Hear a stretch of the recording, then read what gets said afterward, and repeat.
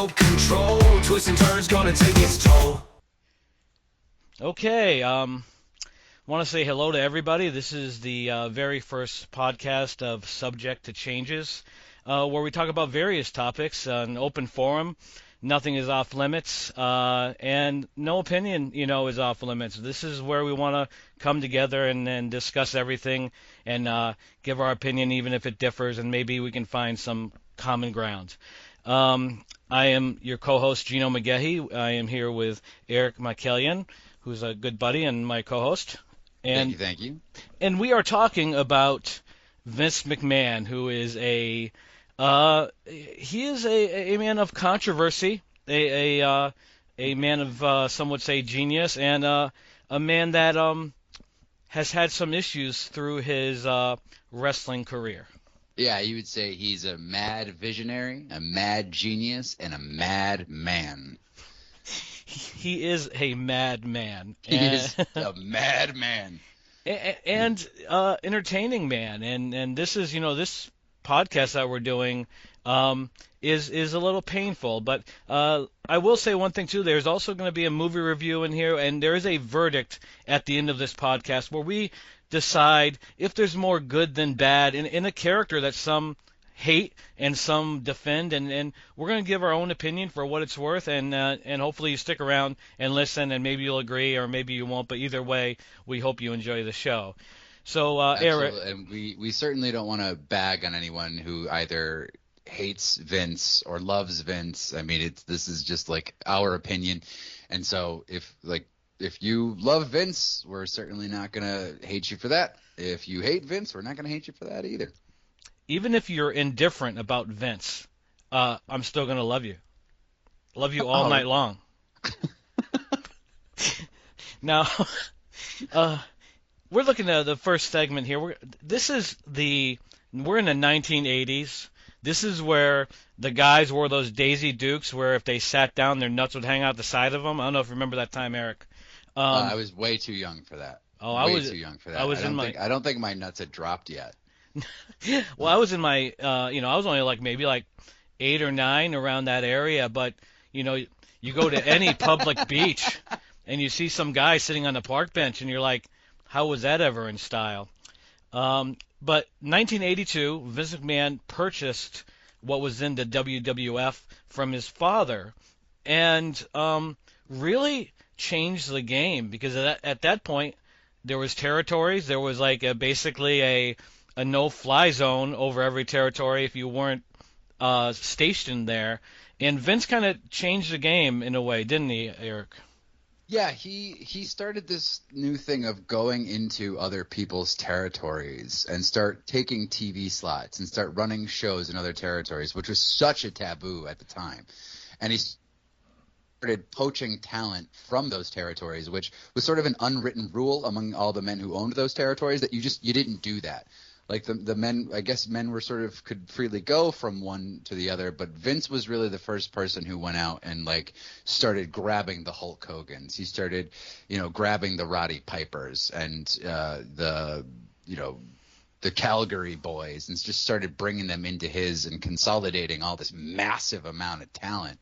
And when I say massive, everybody was on steroids. So massive talent. Yeah, well, maybe not Bob Backlund. But then again, Bob Backlund was the old school, what was left behind of the 82, the dad brand. Vince had bigger plans. He saw a muscle-bound, blonde-haired beast that was in Rocky III, and he understood the marketing, and he knew that Hulk Hogan would be a much better draw than Bob Backlund. So I consider 1984's Iron Sheik Hogan match to be the true launch of the WWF, where Vince started to find magic. How impactful do you think the Sheik Hogan match was for the WWF and for Hogan and Vince? Well, it's the match that changed the business forever. Bob Backlund had sort of lost the title to Sheik, and then Hogan comes in just like a house on fire, and he got the endorsement from Backlund, and they did a promo where they stood side by side, and you see this tiny little white pasty dude in Backlund, and then you see the big roided out Hulk Hogan just like full of energy. Got that cocaine energy, and yep. Bob Backlund's just kind of standing there like, yep, on this guy's side here. Now, with the steroids, I know we're going to jump around a little bit here, but the steroids have been linked to the WWE and to Vince a lot. But couldn't it kind of say it almost began in the Verne Gagne territory with the Road Warriors, Rick Rude, Hogan? I mean, they all branched, like you said, Vince poached that area. Do you think Vince also poached the idea that these guys should be the monsters that AWA is producing? Well, I think that Vince always had that sort of huge guy aesthetic in mind. Like he's always just loved huge dudes. He was kind of always into bodybuilding. Vince himself is massively swole. Yep. And so I think that's the aesthetic that he was going for, because that's what he himself preferred. But also, I mean, if you look at Hulk Hogan, I mean, the dude looks like a superhero. He looks like an action figure. And when you had guys like, Bob Backlund, and then you had, the guys that came before him who were a little, they were built, but like they didn't have that sort of Hulk stature, that Hulk look. Yep. No, I agree. I think Hogan was a game changer. And I think Vince, one of the things that he should be given credit for is his instincts. He understood, just looking at Hogan, this is a guy. And at the time, Hogan was killing it for Verne Gagne. And Hogan has never been a guy, in my opinion, that stuck to loyalty as much as he stuck to himself. He understood, look out for number one, but that was also the business. It's always been the business. So I think Vince understood that the Hulkster could be the future, because at the time, realistically, who else did he have? Who else could have been Hulk Hogan at that time, do you think?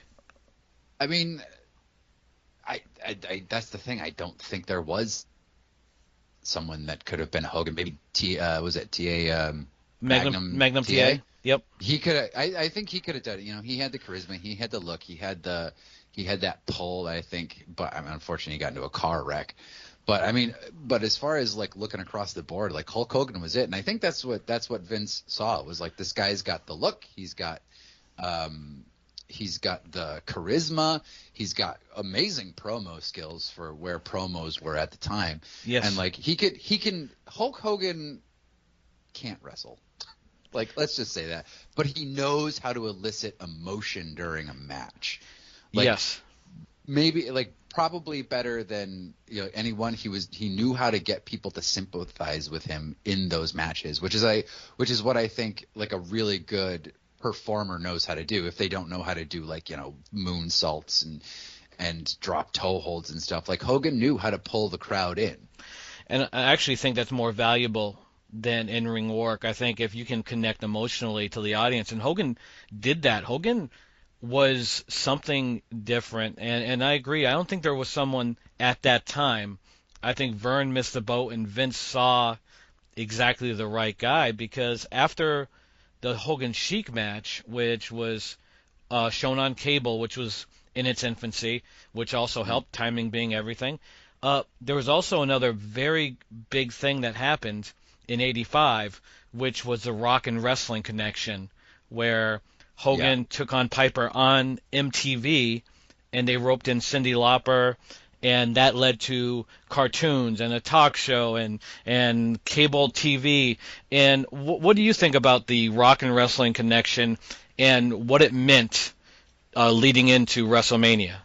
Well, it's such a brilliant move, right? Because like wrestling has always sort of been like a real niche thing that like, if you were into it, it was kind of this like nerdy like thing that like only nerds went to and stuff like that. But like bringing in that whole rock and wrestling connection, bringing in stars like Cyndi Lauper and Mr. T, and having all these matches and opening themselves up to a wider audience, which, as you said, like cable was starting to sort of take off a little bit. So like there was certainly more audience there.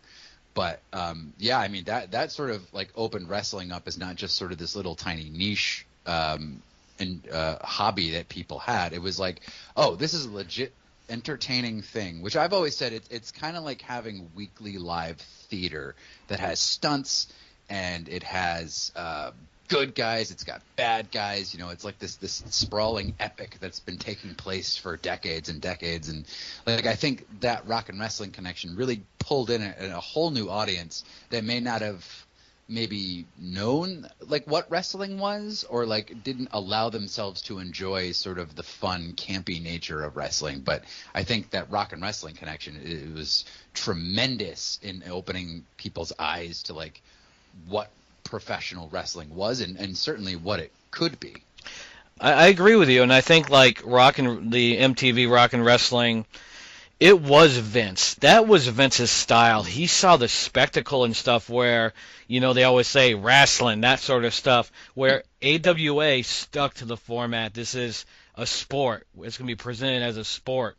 Where Vince saw the movie side of it, that there could be, you know, the glitz and glamour, and that's what led, you know, to, like, I brought up the cartoons and the action figures and all these great marketing ideas that just made the WWF at the time stand out. And I still think Vince's biggest achievement was probably WrestleMania 3. He came off WrestleMania 2, which kind of bombed with the three cities and Hogan and Bundy as the lackluster main event and the NFL guys in the Battle Royal. And Piper and Mr. T, I think. That was the boxing match, right? God, terrible. You cannot fake boxing. That's the one sport. You know, they can say the NFL's on the take. Boxing is a very tough sport to make look real. You know, watching even Rocky, I love Rocky films, but you can watch that and you can set it aside or compare it to a real boxing match. It's very hard to pull off. No comparison. But yeah. Vince understood, at least understood then, I think. I think he lost it along the way, what a story is and what a spectacle is. And also, he always wanted to challenge himself, which I respect, because I know, like, he grew up, even speaking about his dad never said he was proud of him, never said he loved him, and he wanted to impress his dad and prove himself. And so WrestleMania 3 was the time where I think, as he stood in that ring, as Aretha Franklin is singing, surrounded by whatever that, I know they said 98,000 fans. I think they said it was 80,000 fans, and even 80,000 fans. Much less. Well, they packed the arena well enough to be impressive to me. And when he stood around there and looked at everyone, it had to be the moment in his life where he said, okay, I did it. You know, I proved my point. Right. And I think you hit on something there. Like, wrestling is the way that it is now because Vince McMahon never got a hug from his dad. The entire wrestling industry is the way that it is because Vince McMahon Sr. never gave Vince McMahon Jr. a hug. His dad sucks then, if that's the case. you know, poor Vinnie Mac. But I think, and I might be wrong here, that Vince Sr. would not have sold to his son had he known where he was going to go with it.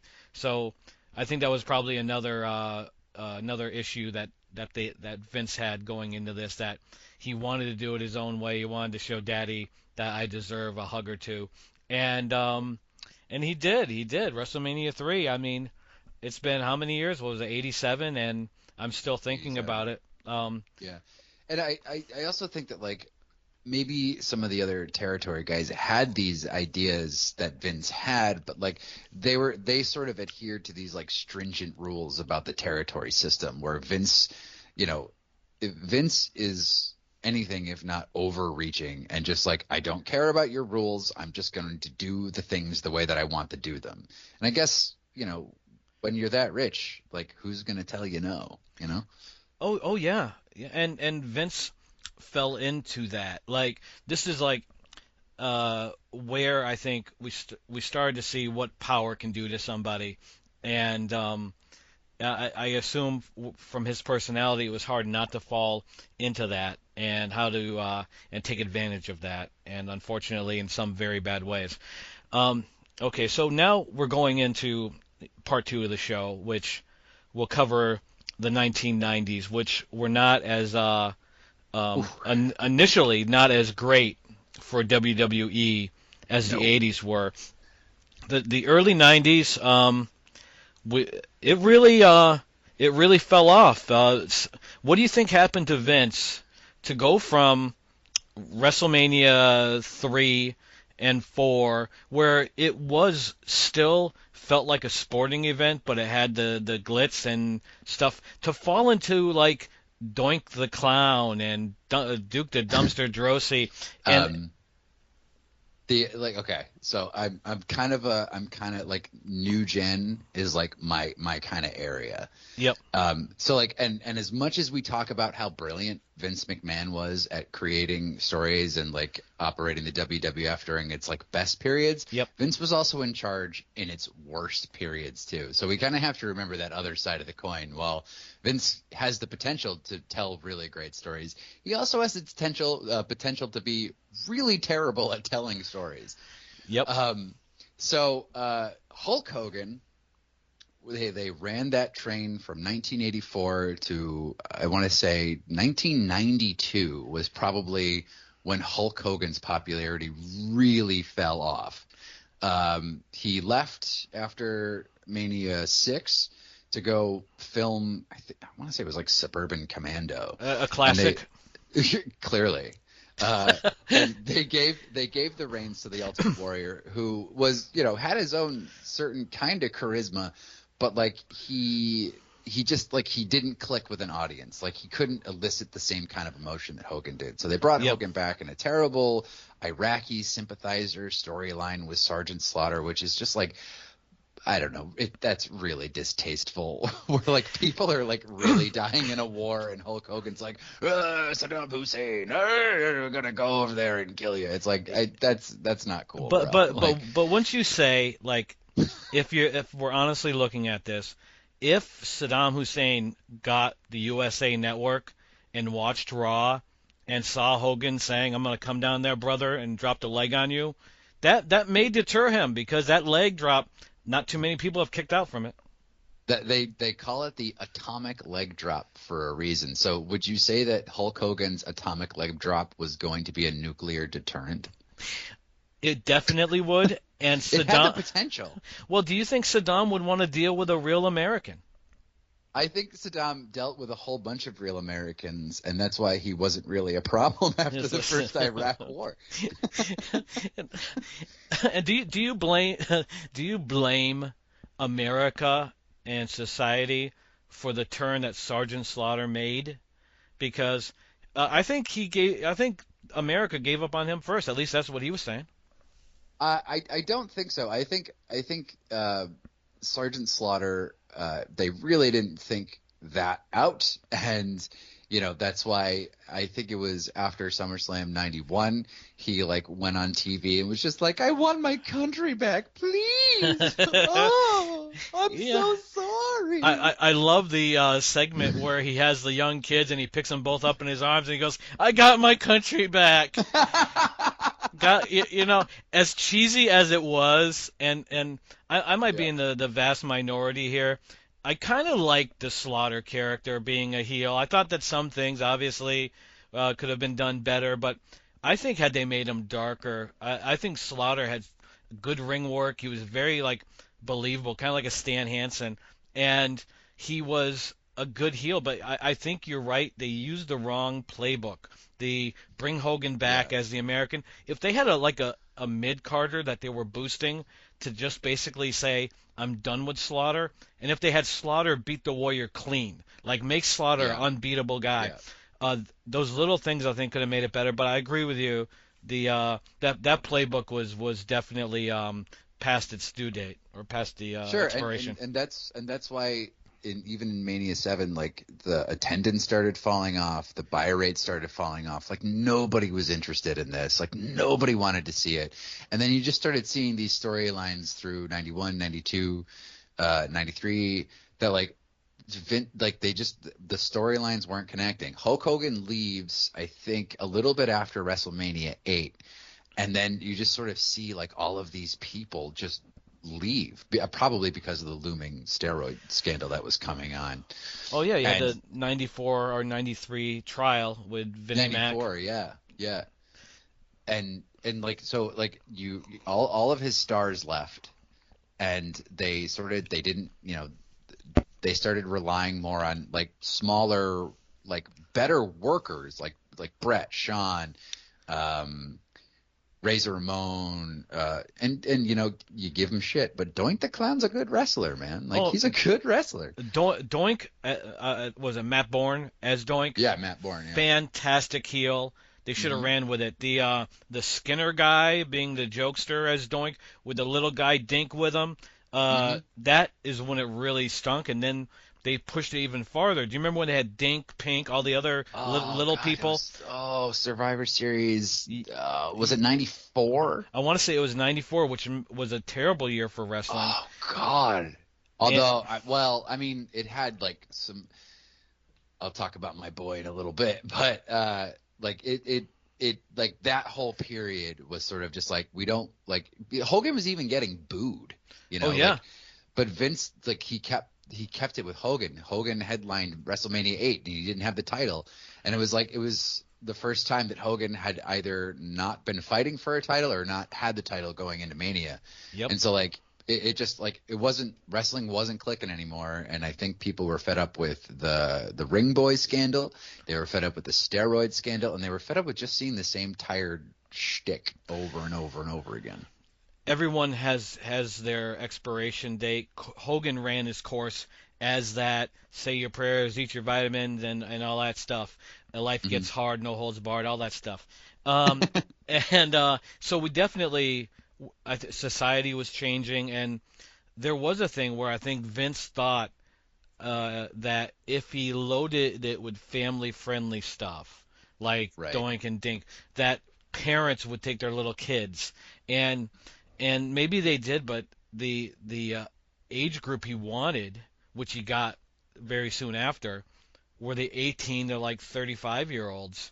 And it took WCW and Vince Russo, arguably, to make it happen. So let's talk about we are beyond the trial.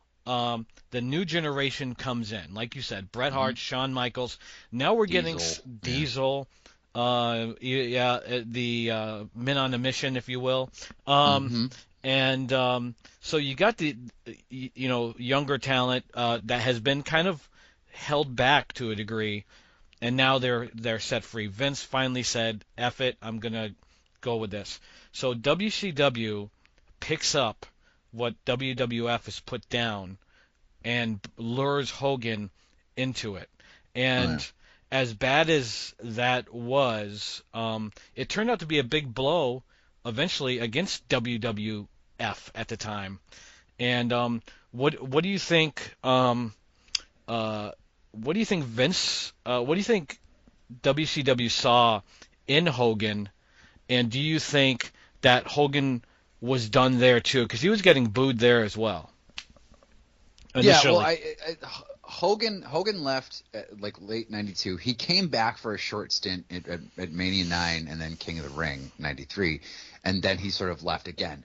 But people were drawn back into Hogan in 1993, and I think that Eric Bischoff saw that. Hogan sort of left again, and then he went off to do, was it Thunder in Paradise or something? Yeah, Thunder in Paradise.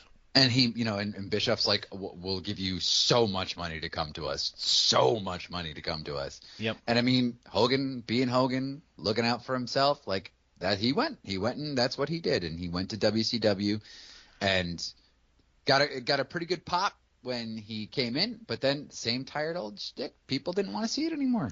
So like I think Bischoff saw the potential in what Hogan gave them in the beginning.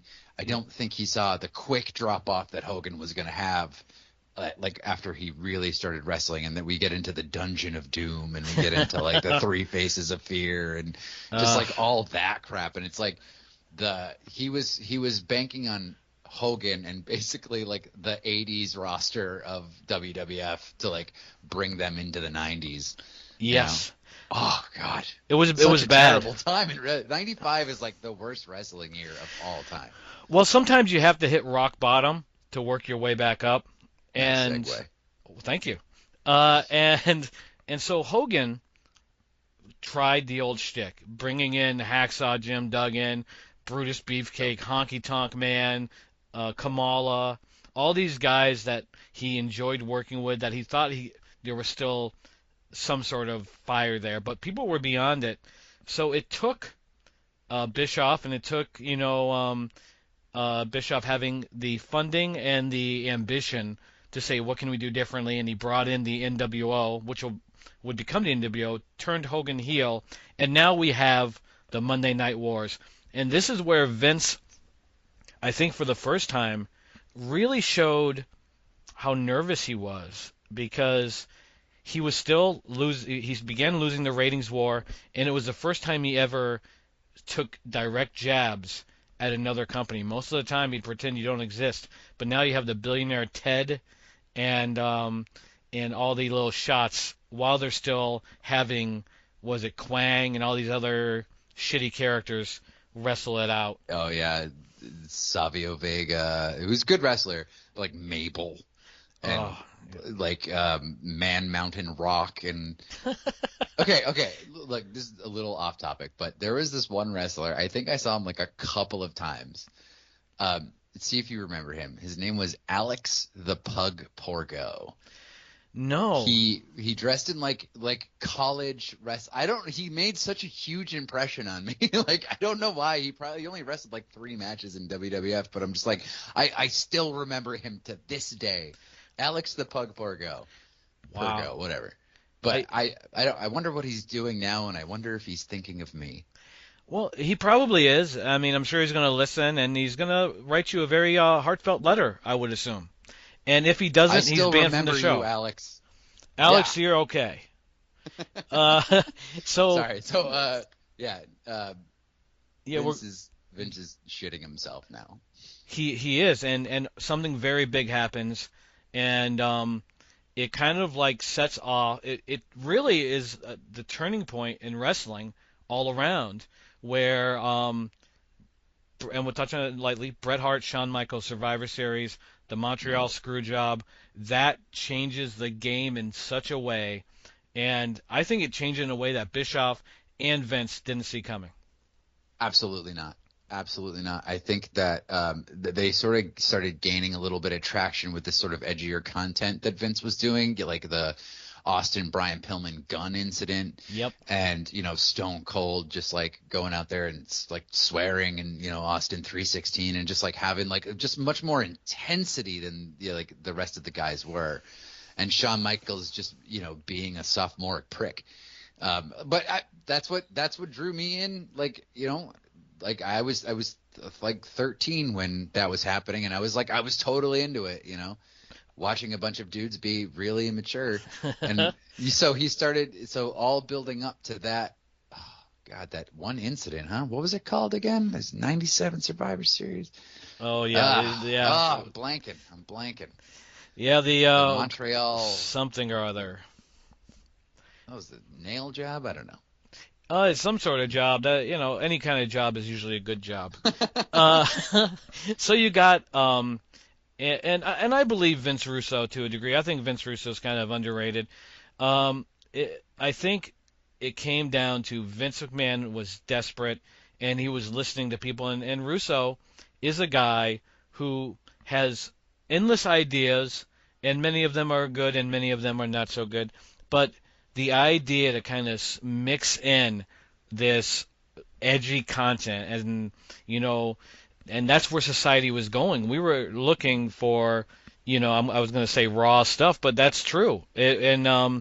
So how do you counteract WCW and desperate times call for desperate measures? So you bring in the scantily clad women, and you bring in the immaturity of DX and the humor of DX, and it became the biggest thing. It basically became what it was in the '80s. It found the pulse again, and do you and WCW could not compete because they had the handcuffs on, didn't They they, did. Eric? They had the FCC. For some reason, they really hammered down on WCW. But I mean, once the Montreal screw job happened, oddly enough, it's sort of like when Brett left the WWF, like the conscience of WWF went with him, and then that's where you just started seeing everything going haywire, and you know what I mean? That's Yep. that's when everything really sort of picked up. Because we have to admit that there's no real one definitive beginning to the Attitude Era. It No. was just sort of you can pick your own moments. You can pick the Brian Pillman gun thing. You can pick the Screwjob Vince coming on TV and saying, we don't want your intelligence to be insulted, whatever. Or you can pick Austin at Mania 14, the formation of DX. It's sort of Yep. dealer's choice here.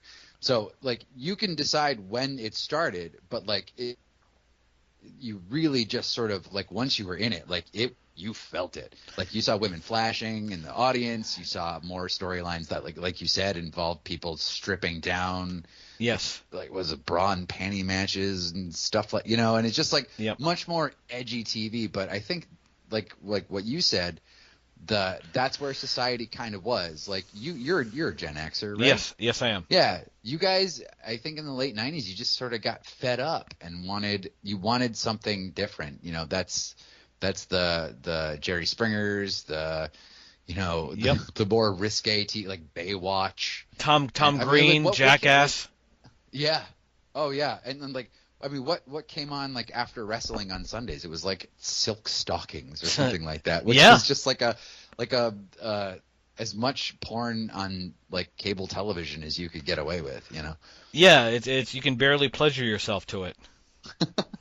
We got to do it between commercials. And you called it Generation X, that it did hit home. It did hit home for us because I was in my early 20s, and to see this great stuff, especially you're coming I think a lot of people followed my path where I was done with wrestling, then WCW came, and I watched out of curiosity, and Eric Bischoff understood mystery. Keep selling mystery. Who's the next member of the NWO? Is Sting really a member? And all this who's going to come on next? Big surprise after surprise. And then they ran out of steam, and that's when Vince came on and was like, maybe WCW facing censorship and Raw saying fuck you, maybe that drew me even more because it's not cool to be told what to do. And so I think everyone was at that point, at least my people my age, of let's have fun, let's say what we want, and it was a new day for wrestling, and it was entertaining as hell, and this is why people say bring back the Attitude Era. It's because it was so entertaining. Yeah, it was really entertaining, but I think it's also it's definitely the characters that were coming up at that specific time in that specific generation. Because you said you were just you were in your early 20s, you were probably just entering the workforce, and it's now you have to deal with fucking bosses who are assholes, and yeah, wouldn't you want to give your boss a stone cold stunner? Oh yeah. And just that sort of anti-authority attitude that was going on at the time. I'd like to give my current boss one. Well, I hope he doesn't see the Stone Cold Stunner coming. You are announcing it on a podcast, after all. Oh yeah, I might have to do something a little bit different, like the stink face or something. Oh yeah, do something like that. Just make sure that he doesn't see it coming. Yeah, But yeah, I'll try. I mean that's like Stone Cold and The Rock coming up at the same time. Those guys are mega forces, man, and they were captivating to watch. And Oh, yeah. it's really hard to tell people now like what it was like back then, where you would like flip the channels from TNT to USA and be like, what's going on here? What's going on? You know, Yes. like it was insane. And you couldn't, it's not like you like had DVR or anything like that. Like you just literally had to flip back and forth between channels. Yes. And it was such an exciting time. It was. And the thing about it was, I think Vince threw up his hands and said, just do it and let's see what works. And that Stone Cold grabbed the mic and he went. You had the introduction of Kane. You had the Undertaker. You had Mike Tyson in the mix. Basically, McMahon, whether it was all him or Vince Russo or a mixture of everyone, that it just all came together. And Vince built on that. And the thing that he understood, even though Hogan ran his course, he rode the horse until the horse died. He did it with Hogan. He did it with Stone Cold, and you could even say like John Cena or Brock Lesnar was another one. But Vince understood what sold, and he understood that he sold, and who he was sold, and how much of the Mr. McMahon character do you think was him? Was he actually that guy? Do you think that, or do you think he's not so much, and it kind of hurt his reputation in the long run? I can't necessarily say who Vince McMahon is as a person. I don't know him, but from all the things, I mean, you and I, we both watched the documentary series. Sure. And just like how unapologetic he seems to be about almost everything that happened under his watch at the WWE. I would say it's probably, yeah, I would say it's Vince McMahon and Mr. McMahon are one and the same. Like, I mean, I'm sure like there's subtle differences, but I mean, I think that Vince McMahon is Mr. McMahon, and it's just like, and he's great at being that character on television. He's a dastardly heel, you know. Yep. But I think that it's too close, and especially when you hear the sort of controversies and stuff that happen behind the scenes, that you're just like, yeah, that seems exactly like the person he's portraying on television, you Yes. know.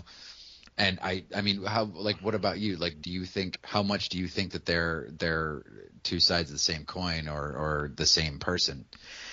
I think they are. I think that Vince, obviously there's certain exaggerations, but I think that he basically said, "This is what you think of me," to the people that would whisper about him.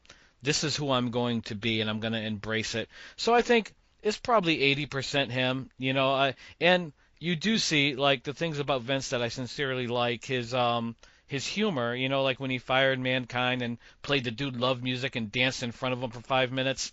That was fucking funny. And the Stone Cold feud, Vince has charisma, not as a commentator. As a commentator, he really stunk. But when he became Mr. McMahon and really had fun with it, I think you saw like he is ruthless, and he is can be a real prick, but he can also be very funny, and also he can take the hit himself. Like, as much as we can say he's exploitive with the product, he had no issue humiliating himself either. And so I think that I would give him a relative pass on the Attitude Era for the people that now object to it, because if he thought it was entertaining, he would shove his own head in Rikishi's ass, and he did it. I think so. You certainly can't take away from Vince as a performer. He is an amazing performer. Like he cuts a promo better than almost anyone that's ever done it. I mean, granted, he probably gave himself more mic time, but Sure. like, I think he's just as good as Hogan was. He's maybe not as good as The Rock, but like, he could cut it out there with the best of them. Yes. And I think the problem for me is not so much that of the performance aspect, because he's brilliant at that. It's the fact that he's also running the company. Like, Yep. That's sort of where it gets really murky, like, and just like, that's like when you see the performer doing things that has power over the people that he's doing them to. It's like, oh, that gets really like kind of morally hairy, Yeah, it's tough because like you said, it's like weekly cinema or whatever. And so where do you draw the line, and how can you say, okay, Vince having Trish bark like a dog, Mm. that's uncomfortable and bad. But then again, you got movies that have assault in it of the sexual nature, and both of them are forms of entertainment. All of them are actors, I would argue.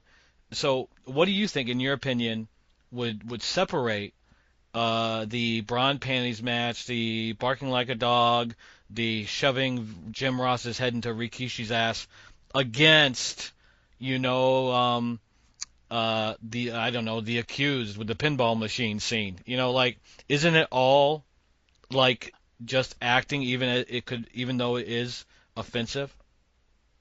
No, it certainly is. It certainly is acting on some level. I think the accused has like a little bit more like taste when it comes to portraying something like that. But I think that like for me it's when Vince is out there doing things and like he's making women strip in front of him. He's making them make out with him. Yeah. And granted he's playing the character, and I completely understand that. But like if it was somebody else doing it, maybe I would think differently. But like talking about Vince doing these things, it's like you either do this or you could get fired. You know what I mean? Like it Yeah. creates that weird power dynamic where Yes. like someone is actually being like put into an uncomfortable position. There is no edits. There's no there's no director. There's no like take two, take three, and let's do this until I feel more comfortable with it. Yep. It's like it's these performers out there doing these things at the behest of their boss, who's like literally making them do it to him, and like he has that power over it, and then so Yep. like it gets really different. Like if you're an actor and you read the script for the accused, you go, okay, there's this scene, I might not be comfortable with it, I don't know if I can do this. Yep. With Vince, you sign up to be just a talent on WWE, and you have no idea what storyline or anything that you're going to be involved in. Yes. So like I think that's the difference, is like you don't necessarily know from week to week what it is that you're going to be doing. Like your boss could be like, hey, you're going to have to strip naked on stage. And Yep. so you just have to do it or you're going to be fired. Blah, Yeah. Well, I Like, think if my boss asked me to do that, I would definitely say no. But if I was, well, but if but you're making hey, all that did you money, did you read your contract? I did, and it said nothing that I can see about getting a stink face or doing a bra and panties match with my boss. But now that I said it, I may have jinxed myself. But I think if you did do that, you would probably get the exact same ratings that Raw got in the Attitude Era. People would line up to see that, Gino. Oh, that yeah. Well, you know what? I want to give the people what they want. Okay, so now we're gonna move on to the gritty stuff. Yeah. The segment three, the scandals, the hazing, and the abuse. And so we're gonna start with Pat Patterson, Mel Phillips, the Ring Boy Yep. scandal. All right, so giving two things. Do you believe that Vince knew and thought that the ends justified the means to keep Pat Patterson aboard, where Mel Phillips was just an announcer? He could lose that guy. And if that's the case, do you understand from a business standpoint why he did it? I mean, so Pat Patterson, it's tough because Pat Patterson is an openly gay was an openly gay man. Yep. And you don't know if there was just kind of prejudice there because of that, like it, especially in the 80s, like Yep. was it just because he was a gay man that they thought he would do stuff, or did he actually do stuff? Like that's kind of tough. Do I think Vince knew about it? Probably. I mean, Yeah. like he's so involved in every single aspect of so many different things. It's like if if you don't know, then you're an irresponsible boss. Yep. If you do know and you cover it up, you're a piece of shit. So like it's hard to say, but like knowing what I know about Vince, I mean, I can't imagine that he didn't. You know what I mean? Like, Yep. like if you go back to like even with the Snuka thing, Oh, like, yeah. he is hands on with that whole situation, like, and he knew about it, and like Yep. that, and he was, and I guess morally he was cool with it because he kept bringing Snuka back. Do you think that, like, do you think that Vince knew about it? And do you if you did know that he knew about it, would that change the way that you thought about him? I'm relatively certain he knew about it, and I kind of understand why he went the course that he did for various reasons. The first reason is, you know, Patterson is known for his wrestling IQ and creating storylines, and if he's the reason why the Federation is booming, it's hard to say, I'm going to give up everything, but not only everything for me, but there's going to be a lot of collateral damage that you're going to see all these wrestlers potentially lose a job over this. So I can understand protecting like the business, but the business in that era was coming from a lot of like bad stuff. Like if you listen to the Coco Beware being sodomized in the back seat as Andre the Giant held him down allegedly. You got the you know, all the stuff, even the stuff where wrestlers were getting their eyeballs taken out in training, and it was just like it was a free for all where a lot of bad shit happened.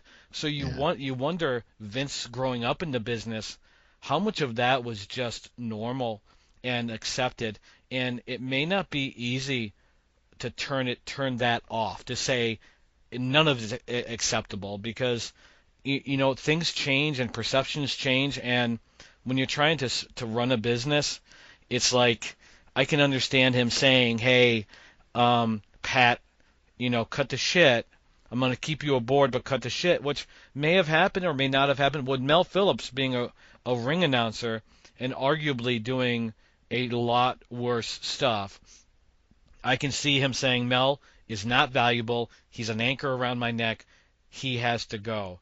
But like the people that draw the money, the people like Snuka, the people that bring in and create the storylines like Pat Patterson, I understand that. I really don't hold that against Vince, even though I believe that he definitely knew. Now, Yeah. Yeah, I mean, I guess like you saying that, like he grew up in the culture where all that was sort of swept under the rug, so he's just kind of doing what he knows. yeah, And like going along with like, because I mean, you know, there's some gross things in, like, I don't want to get into them, like, yeah. like, you know, Grizzly Adams and not Grizzly Yeah. Adams. Oh, is his name Grizzly No, Adams? Grizzly Smith. Grizzly Smith. Yeah, just, like, Grizzly Adams crap was the like TV that. show that you now owe an apology to poor Grizzly I am Adams. so sorry to confuse you with Grizzly Smith. Oh.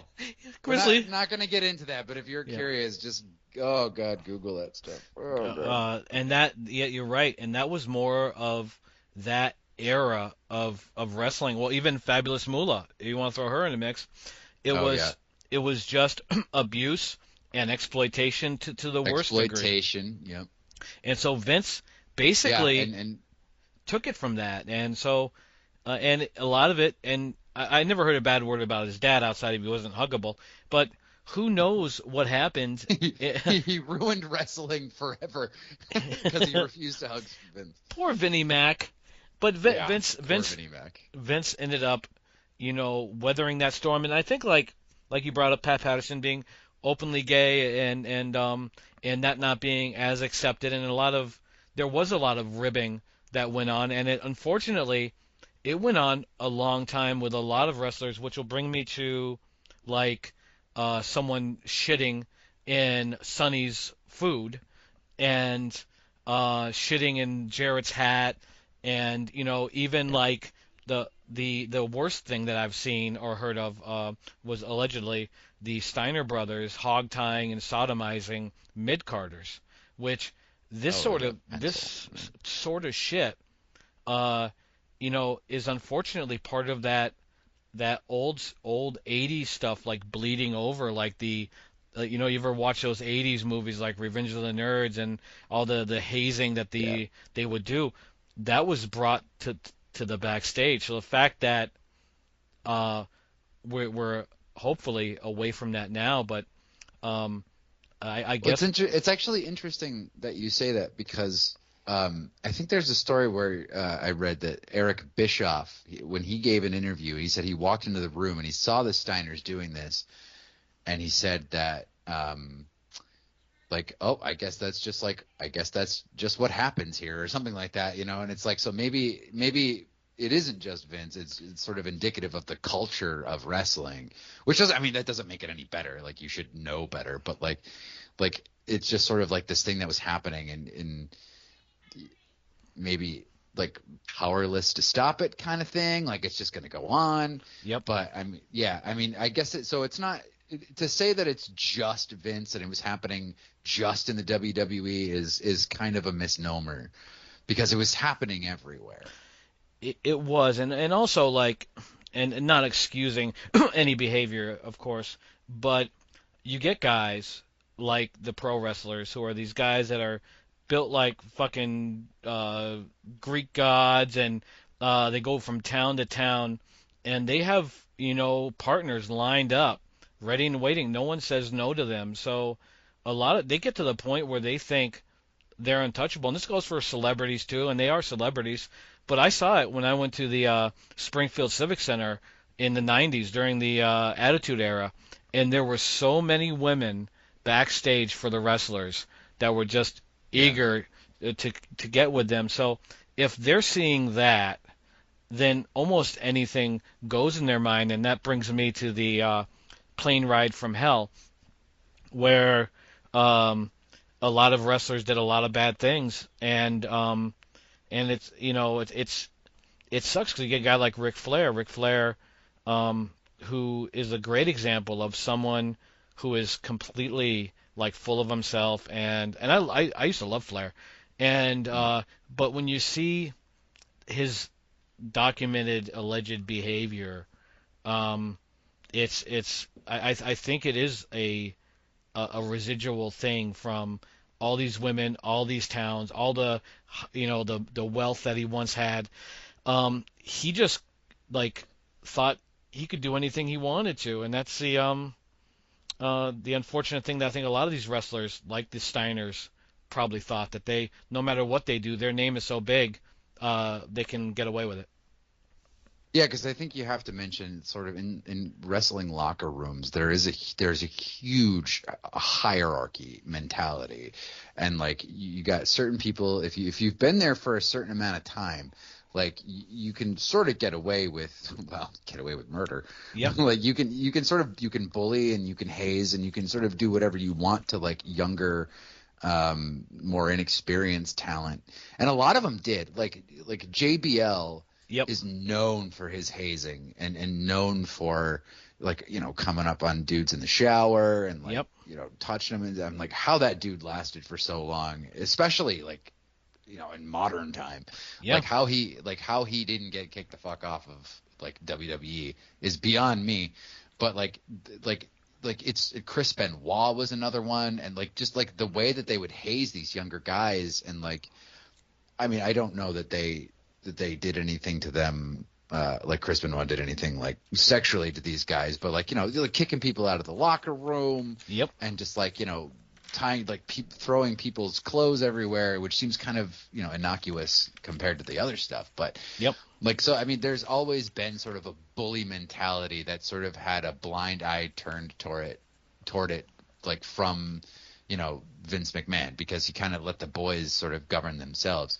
Like can you imagine like HR at WWF Oh my or God. WWE, just like they're just sitting at the desk waiting for the phone to ring, just like Yep. tap it away, and just like sort of like, well, no one's called in about 15 years, so Like, just imagine being an HR representative at WWE. Oh my God. Now here's a question. Yeah. So we're looking like there's two different guys that I compare. There's Vince McMahon and there's Vern Gagne. Vern Gagne just seems like one hell of a good guy. No one really ever said a bad word about him outside of the Wrestle Rock Rumble rap bit he did. Yeah. And so, do you think Vince, if he had the integrity, I'll say, of a Vern Gagne, that he could have still made it to where he made it to, or do you think that it was just he had to be a ruthless, sometimes shady guy to get to that point? I think in order to make $1 billion, it's really hard to do that on the straight and narrow.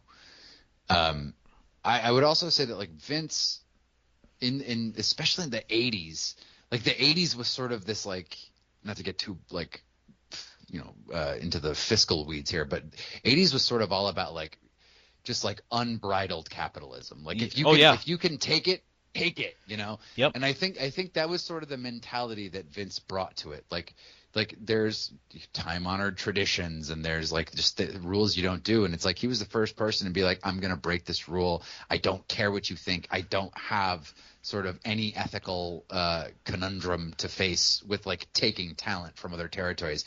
It's not done. Yep. But it's not against the law. So I think like he just sort of came at it with this like Reagan mentality of just like if I want it, it's mine and I'm gonna take it. This Wall Street way of looking at things. Yep. And so like I think that like in order to be where he is now, he has to have done all of those things. Otherwise, you might still be looking at a territory system today. I don't know. Maybe somebody else would have come up with the idea, but like Vince had to be ruthless. He had to be somewhat apathetic towards things that Yes. like that are morally icky, and he just sort of had to look the other way because he is all about his business. He's Yes. all about the WWE. And I think it was Paul Heyman that said like it's not so much that the WWE is beholden to Vince, like Vince is beholden to the WWE. Like that's his thing. It is. He is so intertwined with it. Like no matter what happened, he was going to take care of WWE first and foremost. Without question, and he was not going to fail. He's one of these guys where no matter what, he will win, and that is what got him through the early '90s. That's what got him through the early WCW domination days, because you're going to have to kill him to beat him, and and that's that kind of formula. It's hard to beat. That's the whole thing, is that when you have that sort of drive and toughness, because he's a tough guy. He's a guy that will fight, and you put that all together, and his need to prove himself, it's hard to beat. So I give him props for that. But now I do have to ask. I do have to ask, like, who do you think Vince is proving himself to? I think I had read a few things about his childhood not being good, and that he eventually, like he was initially, and I might be wrong, estranged from his father, connected to his dad. And I think this is a daddy issue thing where he wanted to impress his dad. He wanted his dad's approval. And I don't know if you saw the when Jerry Lawler painted a picture of Vince, his dad, and Shane, and Vince broke down.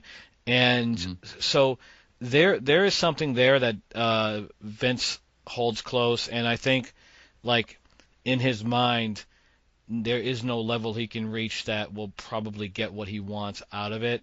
And obviously, with his dad deceased, it's not going to happen. But I think he wants to, prove himself to his dad. But I also think he understands the negative stigma that wrestling has, and all these people that trash him and trash the business, he takes that to heart, and which is why we see, call it sports entertainment, don't use wrestling, because he wants it. He wants to be and even like the XFL and all this. He wants mainstream bad. He doesn't want to be seen as a sideshow. And so I think those two things No, are the big thing. So like, and so do you think that like when he does sort of fail, and I know the documentary kind of went into this a little bit, but like, do you think when he does fail at like say the WBF, I don't know, you remember that, the World Bodybuilding Yep. Federation, the Yep. XFL, the restaurant, sort of all these other ventures that he went down and sort of just like failed. Yep. Like, how do you think he looks at himself when like something that he invests so much time and effort and energy into just completely falls to shit? The way I see it, and at least I feel that he would look at it as initially as a big gut punch, but he's been down before, so I think he may see it as this is another chapter in my life where I come back, and the comeback is always sweeter than even just the straightaway win. So I would think that he looks at it almost like bittersweet, and because I think if you look at the 90 or when he was about ready to fail or ready to lose his whole company, and then he has WrestleMania 14, and now he's packing stadiums. Like, I guarantee you that the joy he felt at that victory over Ted Turner was bigger than any negative feelings or disappointments that he had in his life. All right, I hear you. All right, so now here we go. The movie review. So Eric, take it away. We'll call it a 2-minute movie review, but of course you're not held to that. So proceed. All right. I recently watched the new Salem's Lot movie, directed by Gary Dauberman. Have you seen it? I have not. I saw the look of the vampire. I wasn't as impressed as the TV series Vampire, but maybe I just gotta get to know him first. So it's directed by this guy Gary Dauberman, who directed Annabelle Comes Home, and he's written basically the entire Annabelle series, The Nun, the two It movies from 2017, 2019. Yep. And so I'm gonna start with the bad because it's quite extensive. So I love Salem's Lot. I love that book. It is probably the only book that really scared the piss out of me. Yep. And you said this is one of your favorite Stephen King books. It's just my favorite period. Yeah. Mm-hmm. Yep. So we start this movie, and basically none of the movie reflects like sort of the hallmarks of Stephen King, which is like Stephen King, in my estimation, is one of the best character writers of the modern era. Like, the reason why his books are so scary is he creates these wonderful characters and then puts them in dangerous and scary situations, and you are scared for them. They are amazing avatars. Yep. And for me, Salem's Lot, the book, did this incredibly. Unfortunately, there are none of those characters, like those rich Stephen King characters, on display in this movie. That's probably its biggest failing is like the writing.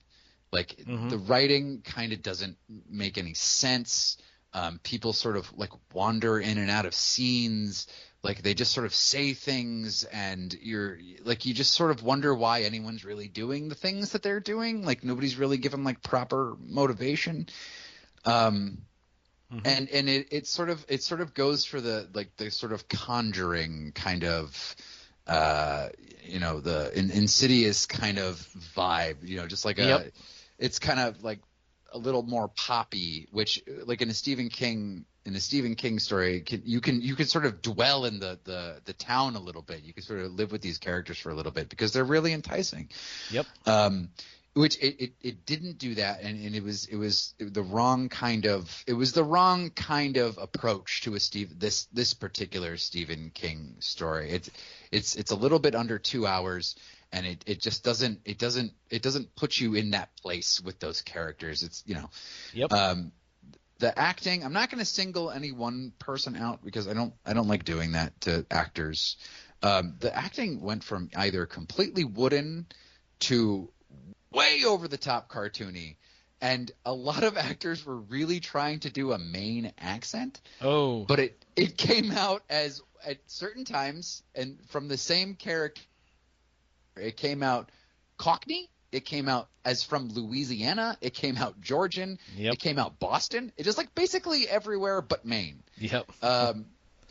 So, and there's also some bad CGI, but given what we know about like the way effects shops are worked, Yep. and overworked, and given these like ridiculously short deadlines, like I kind of just like let that stuff pass.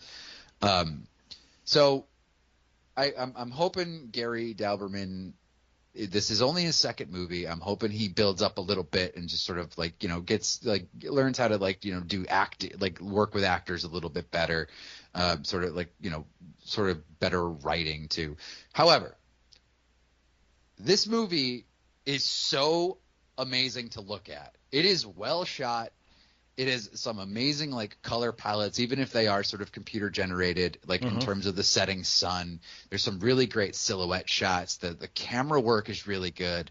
And I was sort of just like, I mean, if I could have just like, as my partner suggested, just like turn the sound off and you'll enjoy it a whole lot more. Yep. It had some really good lighting and texture, which made it feel like a 70s sort of movie, which is where the film is set. And much like the original miniseries, it's never boring. It moves very fast. Like I said, it's under 2 hours for a pretty long book.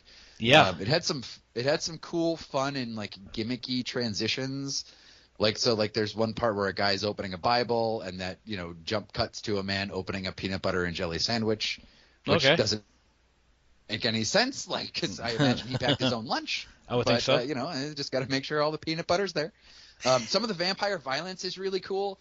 Like there's one scene where this dude's running at a door and someone tosses him a steak, and then a vampire pulls him up in the air, and then the shot lingers and you hear him just stab the vampire, and they both come crashing down on the ground. It was really dope. Nice. I don't know about you. I could watch vampires being staked for, I don't know, like it's like one of the funnest thing to watch in movies. I agree. Now, what would you give it, like on a numeric, like out of 5? What would you give the film? Out of 5, I would probably give it 2. Visually interesting. The vampire violence is kind of cool. It had some really cool visual ideas, but not a lot of follow through. So if you want to just like, if you want a movie to like just bag on and like, have some drinks or get high with your friends and just like sit there and talk shit about a movie, this is a good movie to do it with. Okay, now we'll get back to Vince in 1 second in our final thoughts, but off the top of your head, who is your favorite Stephen King film character? I already have mine. It may shock you. Of all time. Oh my God, that's a film character? Film or made-for-TV film? Yes. Oh, dude, that's such a good question. Oh, I don't know. You go first. I'm going to. I don't know what the guy's name is, but it is from It, the made-for-TV series, the original one. It is Bev's boyfriend. The delivery when he screams Bev. No one else could have delivered that so well. So he is definitely by far the best actor in any Stephen King film of all time. And shame on the new series for not bringing him back. Bringing that one particular guy. And just have him scream Bev. Yeah. Just or have him dub over the guy who was doing it in the new movie. Just it's like, oh, that sounded like it came from 1990.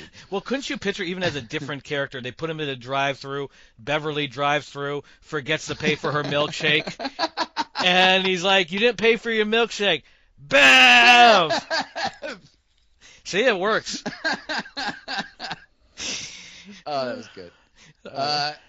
Oh man, it's so hard because I mean I want to go Shining and Jack Nicholson. Yep. But who I was really impressed with was the kid who played Richie Tozer in the newer It movies. Yeah, I agree. Was it Finn? Was that Finn Wolfhard? Oof, I'm not sure. The kid from Stranger Things. Yes, I know exactly who you're talking about. Yeah, I think his name is Finn Wolfhard, which is the coolest fucking name. It is. He really impressed me with like that's kind of exactly how I imagined that character would be like when I was reading it. That's like almost exactly how I pictured him. So like, Hmm. I think he nailed that. I think he nailed that. And I agree. not once did he shout, He should have. I would have maybe picked him. Okay, so now we're going to the final "Take segment my here. money, please." They should put in a trailer, should put on T-shirts. They missed the boat. I bet. The final part of the show. I hope everyone's enjoyed our trip down memory lane with Vince McMahon, the WWE, WCW, and all the scandals and all the other good stuff, and also the movie review. But now, final thoughts and verdict. So this is basically the part of the show where we decide. Is there more good than bad taken out of this situation? Would the world have been better without Vinnie Mac? Would wrestling have been better without Vinnie Mac? So what do you think, Eric? If you could make a time machine and take Baby Vince and fly him away somewhere, what Just is give him a hug. give him a hug? Do you think the good outweighs the bad with the Vince McMahon WWF saga? Uh, I certainly don't want to take anyone's enjoyment away from Vince McMahon. If they, if they're cool with it, like, your morality is your morality. I don't think he was more good than bad. I think he ruined lives. I think I mean, and with these new allegations, like, it's until it's in court and whatever, but the evidence is pretty damning. It is. I don't think Vince has been done more good than bad. I think he's ground workers, he's ground his wrestlers into the ground and then sort of tossed them aside when they weren't valuable anymore. He's exploited women. He sort of oversaw all of these scandals and all of these things that have sort of destroyed people's livelihoods. They ruined families. I mean, I honestly, I feel bad for Vince's family.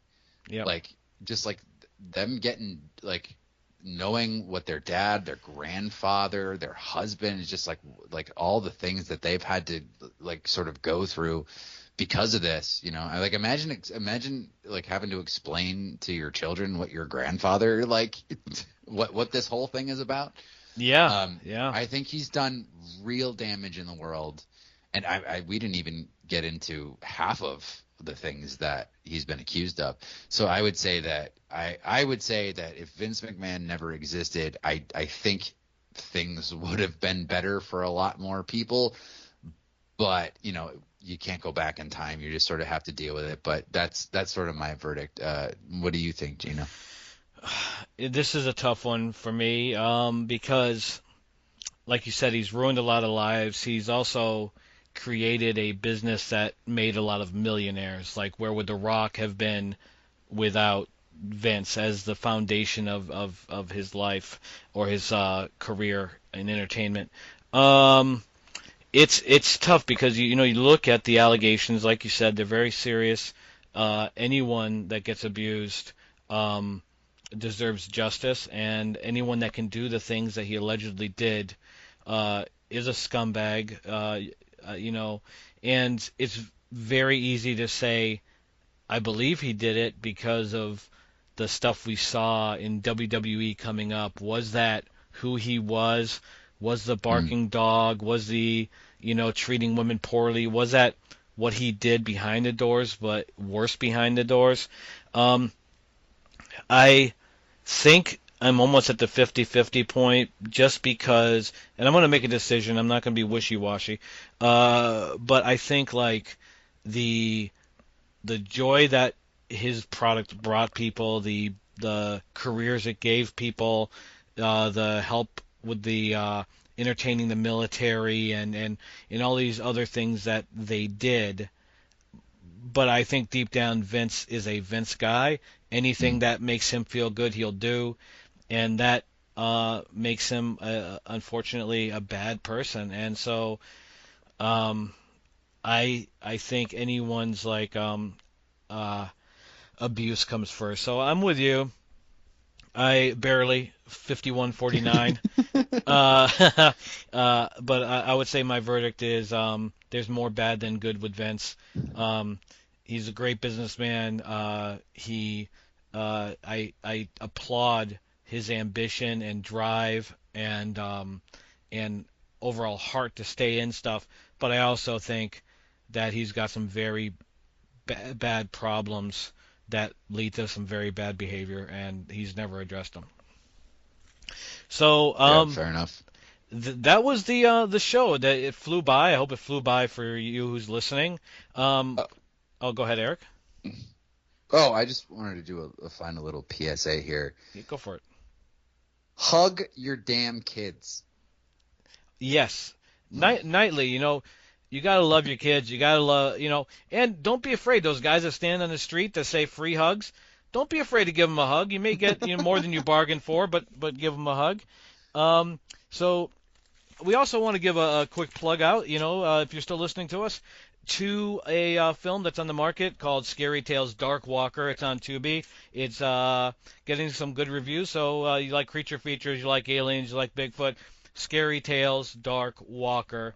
And we certainly hope that you enjoyed the show, and stay tuned. It's going to be one of many, subject to changes. We'll have guests and different ideas and different things to discuss. So I want to thank you for listening. And any final thoughts, Eric?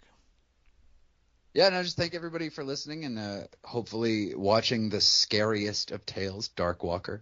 It's been a blast, Gino. Thanks. Let's keep doing this. Let's do it. Okay. See you later, everyone.